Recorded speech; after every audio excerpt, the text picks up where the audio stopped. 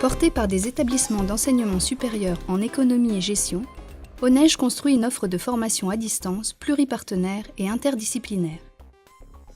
Elle s'adresse à des étudiants en formation continue qui ont des contraintes de disponibilité importantes.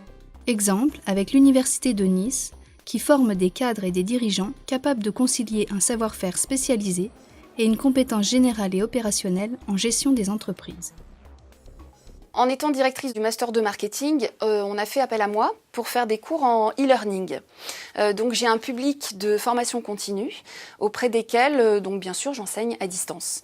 C'est une formation qui est dédiée aux professionnels qui travaillent en entreprise ou bien à des étudiants, alors soit en reprise d'études, soit qui veulent poursuivre leurs études, mais qui sont très loin de Nice. En début d'année, où on se voit en présentiel, c'est plus agréable de savoir déjà à qui on a affaire, qui nous découvre, et on se met d'accord sur un planning, on fait un doodle. On est assez souple en fait. En e-learning, on est là pour répondre franchement à leurs attentes. La difficulté qu'on a, c'est que ce n'est pas du tout la même construction qu'un cours en présentiel. En présentiel, vous avez vos slides et puis une très forte interactivité avec les étudiants. Les slides sont là pour un support. Voilà. Le souci de l'interactivité à distance, c'est qu'elle est très faible. Sinon, il y a une forme de frustration de ces gens parce qu'ils sont toujours très sérieux, très impliqués. Ils prennent connaissance très vite de votre cours.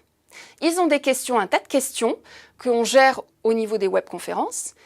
L'objectif est juste de répondre aux questions qu'ils ont. Ils vont réagir et ont des questions sur les supports qu'ils ont lus chez eux ou qu'ils ont écoutés et vus chez eux parce qu'il y a par exemple du format vidéo avec des maîtres de conférences, des professeurs d'université qui vont parler d'un sujet. Sur ONEJ, on a vraiment des ressources dédiées à des gens qui ont besoin d'1 mois et demi, 2 mois pour entrer dans un cours qu'ils parfois ne connaissent pas du tout. Donc vous avez par exemple quelqu'un qui va vous expliquer une étude de cas décomposée, la correction, tout est décomposé. Donc vous avez par exemple 20 heures de travail sur une étude de cas. C'est tellement bien détaillé, très structuré et surtout il y a un avancement pédagogique qui est fait pour ce public-là que finalement ils ont des réponses même à la manière de procéder pour répondre. Donc c'est vraiment une banque pour moi d'outils que je n'ai plus besoin d'aborder avec les étudiants. Et puis ça les rassure, c'est des gens qui ont besoin d'être rassurés parce que vous êtes à distance, vous avez une famille. Il faut qu'ils soient rassurés, c'est-à-dire il faut qu'ils aient l'impression d'avoir vraiment appris des choses. Après, encore une fois, il y a tellement de matériel, je crois qu'il y a déjà 950 supports accessibles, on a vraiment de quoi faire. J'étais mauvaise élève, je le reconnais, je fais mon mea culpa, j'utilisais pas assez les ressources, vraiment je les conseille. Je les conseille pour le bien-être des étudiants, je les conseille pour la facilité de notre manière d'enseigner. Et puis je les conseille aussi pour éviter justement qu'il y ait trop d'interactions par mail quand ils sont perdus, puisque là, ils ont vraiment déjà des réponses chez eux et on évite de trop leur mâcher aussi le travail.